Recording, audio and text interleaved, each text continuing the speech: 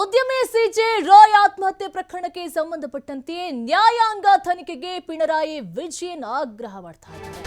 ಕೇಂದ್ರ ಹಣಕಾಸು ಸಚಿವರಿಗೆ ಪಿಣರಾಯಿ ಪತ್ರವನ್ನು ಬರೆದಿದ್ದಾರೆ. ಕೇರಳ ಸಿಎಂ ಪಿಣರಾಯಿ ವಿಜಯನ್ ಪತ್ರದ ಮೂಲಕ ನ್ಯಾಯಾಂಗ ತನಿಖೆಗೆ ಆಗ್ರಹವನ್ನ ಮಾಡಿದ್ದಾರೆ. ಇಲ್ಲ ತನಿಖೆ ಆಗಬೇಕು ಅನ್ನುವಂತಹ ಮತವನ್ನು ಕೂಡ ವ್ಯಕ್ತಪಡಿಸ್ತಾ ಇದ್ದಾರೆ. ಪತ್ರವನ್ನು ಕೂಡ ಬರೆದಿದ್ದಾರೆ. ಕೇಂದ್ರ ಹಣಕಾಸು ಸಚಿವರಿಗೆ ಪಿಣರಾಯಿ ಪತ್ರವನ್ನು ಬರೆದಿದ್ದಾರೆ. ಕೇರಳ ಸಿಎಂ ಪಿಣರಾಯಿ ವಿಜಯನ್ ಪತ್ರದ ಮೂಲಕ ಇಲ್ಲ ನ್ಯಾಯಾಂಗ ತನಿಖೆಗೆ ಒಳಪಡಬೇಕು ಅಂತ ಹೇಳಿ ಆಗ್ರಹವನ್ನ ಮಾಡ್ತಾ ಇದ್ದಾರೆ. ಇಡೀ ಒಂದು ದೇಶವೇ ಬೆಚ್ಚಿ ಬಿದ್ದಂತಹ ಒಂದು ಸುದ್ದಿ ಅಂತ ಹೇಳಿದ್ರೆ ಎಲ್ಲವೂ ಕೂಡ ಇತ್ತು. ಕೋಟ್ಯಾಂತರ ರೂಪಾಯಿ ಆಸ್ತಿ ಇತ್ತು, ಎಲ್ಲದೂ ಕೂಡ ಚೆನ್ನಾಗಿತ್ತು. ಕರ್ನಾಟಕ ಅಲ್ಲದೆ ದೇಶ ಅಲ್ಲದೆ ಬೇರೆ ದೇಶದಲ್ಲೂ ಕೂಡ ಆಸ್ತಿಯನ್ನು ಹೊಂದಿದ್ದಂತಹ ವ್ಯಕ್ತಿ ಸಡನ್ ಆಗಿ ಆತ್ಮಹತ್ಯೆ ಮಾಡಿಕೊಳ್ಳುವಂಥ ಸ್ಥಿತಿ ಏನಾಗಿತ್ತು?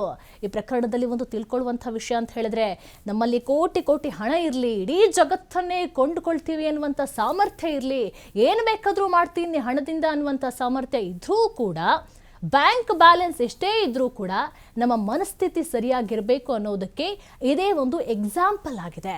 ಈಗ ಏನೋ ಒಂದು ಅನುಮಾನ ಮೂಡ್ತಾ ಇರಬೇಕು, ಹಾಗಾಗಿ ಪತ್ರವನ್ನು ಕೂಡ ಬರೆದಿದ್ದಾರೆ. ಇಲ್ಲ ತನಿಖೆಗೆ ಒಳಪಡಿಸಬೇಕು, ತನಿಖೆ ಆಗಬೇಕು ಅಂತೇಳಿ ಕೇರಳ ಸಿಎಂ ಪಿಣರಾಯಿ ವಿಜಯನ್ ಪತ್ರದ ಮೂಲಕ ಈಗ ಸಂದೇಶವನ್ನು ವ್ಯಕ್ತಪಡಿಸಿದ್ದಾರೆ. ಇಲ್ಲ ನ್ಯಾಯಾಂಗ ತನಿಖೆಗೆ ಆಗ್ರಹವನ್ನ ಮಾಡ್ತಾ ಇದ್ದಾರೆ. ಅನುಮಾನ ಕೂಡ ಇರಬಹುದು, ಅಥವಾ ಈ ವಿಚಾರವನ್ನು ನೋಡೋದಾದ್ರೆ ಅವರಿಗೆ ಯಾವುದೇ ಶತ್ರುಗಳು ಇರಲಿಲ್ಲ ಅನ್ನುವಂಥ ಮಾಹಿತಿ ಕೂಡ ಬರ್ತಾ ಇದೆ. ಒಂದು ಕಡೆ ಯಾವುದೇ ಸಾಲ ಇರಲಿಲ್ಲ ಎನ್ನುವಂಥ ಮಾಹಿತಿ ಕೂಡ ಸಿಗ್ತಾ ಇತ್ತು. ಹಾಗಾದ್ರೆ ಎಲ್ಲವೂ ಕೂಡ ಚೆನ್ನಾಗಿರ್ಬೇಕಾದ್ರೆ ಯಾರು ಒಂದು ಶತ್ರುಗಳು ಕೂಡ ಇಲ್ಲ ಎನ್ನುವಂಥ ಮಾಹಿತಿ ಕೂಡ ಸಿಗ್ತಾ ಇತ್ತು.